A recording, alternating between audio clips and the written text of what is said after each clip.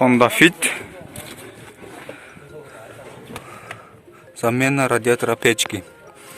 Трубкаларды ажыратабыз. Трубкаларды ажыратып,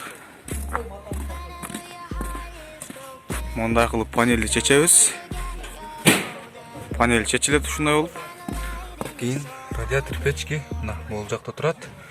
Могу пластмассаны чечебиз азыр. Чечип туруп, башка радиатор салабыз.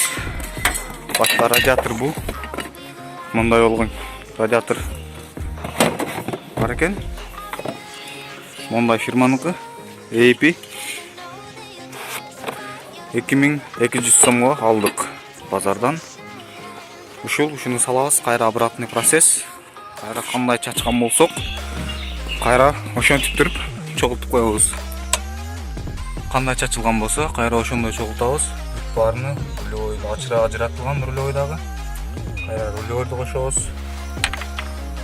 Айрбак блокту кошобуз. Баары кошуп чыгабыз жеринен. Окей. Мындай болуп чыкты пластмассасы.